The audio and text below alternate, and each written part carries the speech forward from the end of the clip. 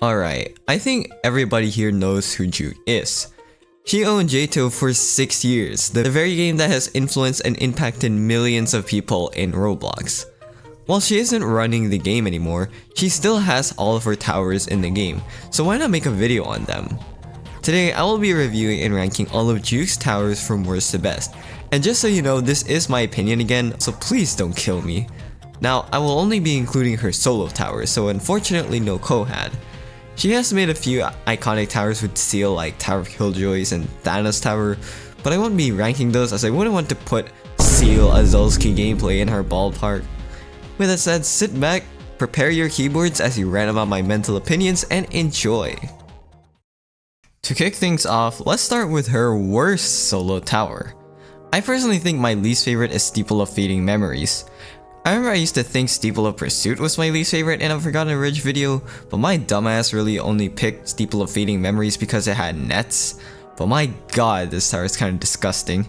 Pretty much the science and gameplay gets weirder the further you go, representing the stages of dementia, which I had to see my grandfather suffer from 9 months ago. It's not meant to be a good tower. I mean, if someone was passing this tower, that would be mental. But as the game owner making this, so this will apparently slide. Pretty garbage tower, around an E tier, but if I wanted the personal touch, F tier. Why the fuck did my dumbass like this atmosphere before? Alright, so from my first tower, I want you to guess my next tower for a few seconds. Just take a quick guess. Yes, it's Steeple of Pursuit, what a shocker. I remember replaying it on a phone and not liking the experience.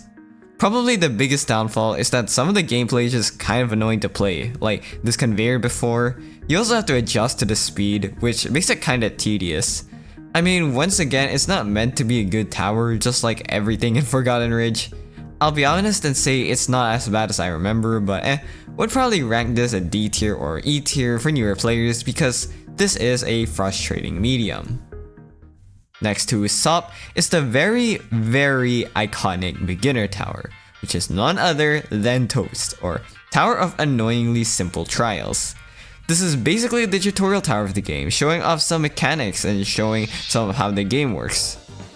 Obviously, this is quite old, so it doesn't teach any super modern mechanic, and there are definitely better tutorial towers, even inside JToH itself, like Tower of Zero Disturbances. But I mean, come on, nobody can revamp this. Honestly, even if it's just a tutorial tower, I wouldn't call Toast 100% free. There are still some punishing parts, although the game has updated those slowly with nets. But I mean, come on, if you can't survive Toast, you cannot survive the game.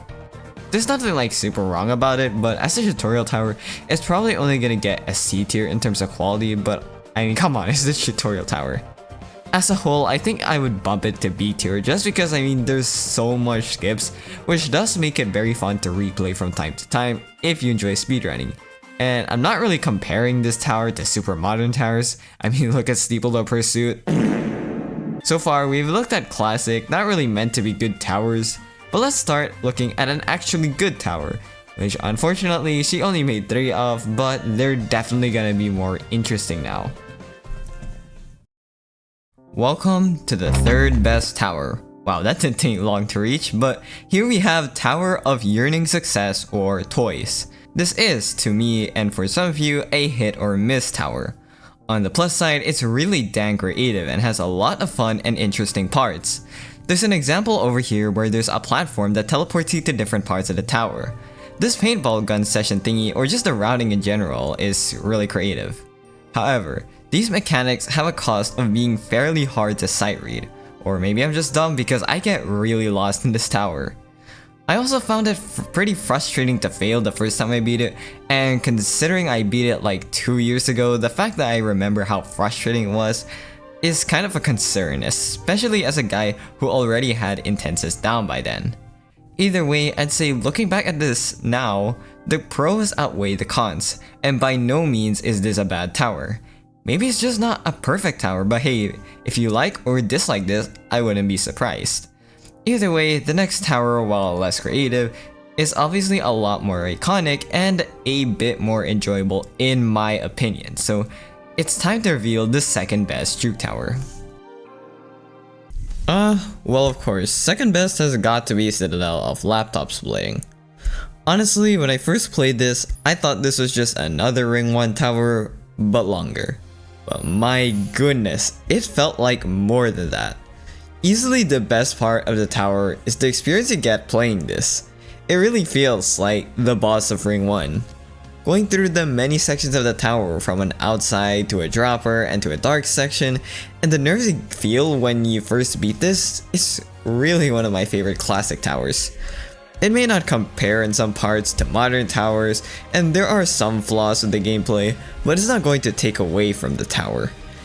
I know some of you may disagree and find the gameplay pretty bad or pretty unfun, but this is an opinion video. You might think my opinions are mental, and I might think your opinions are mental, but that's what opinions are. Laptop splitting is a solid A tier in my opinion, and I would absolutely recommend it to anyone good enough that hasn't played it yet. Although knowing my fans, nobody hasn't played this. Anyways, it's not too hard to guess the number 1 spot from here, so let's go and finally talk about my number 1 option. To no one's surprise, my favorite Juke project is Tower of Oblivion, or JToH. I mean, this has been worked on for 4+ years, longer than my quote-unquote obby career, so obviously this is peak, right? Also guys, if you actually looked at my win and tower winners, please ignore this used boost item here. Trust me, I played through the whole tower, I just accidentally equipped this stupid hook on the last floor. Well, I guess I'll say this tower was a blast to play through. I still remember a lot of the tower. While it is the most creative tower on this list, it's not the hardest to sight read. Although have fun doing the Pac-Man thingamabob section thing in under 30 minutes without one. This definitely felt like a long adventure that you can honestly remember well if you played it once. Even though this tower was in the works for 4 years, I still can't say it's perfect. I felt as if some of the parts would just drag on for too long, and I would feel frustrated because of the time I wasted sometimes. But if time is no object, which listen to me it should be, this is almost as good as it gets. Do I think Cohead's a bit better? I don't know. This is by far one of the most impressive solo projects in the game without question. But whether it gets an S tier depends on how you define it. If S tier is a phenomenal tower, then this gets an S tier. But if it's a perfect tower, I'll probably have to hold it off of it. Maybe SA tier or AS tier, like combining both. But with this, the rankings have ended, with Safem being the worst and JToH being the best. Holy, those towers aren't worlds apart. They're whole ass universes apart. But hey, not every tower is built with the same intention. Overall, you can love or hate Juke's kind of building, but you can't deny that she has made some pretty impressive towers. Hard for an average builder to replicate and do the same. That's it for the video. I hope you enjoyed and see y'all in my next video. I have no clue what it'll be, but whatever, see ya.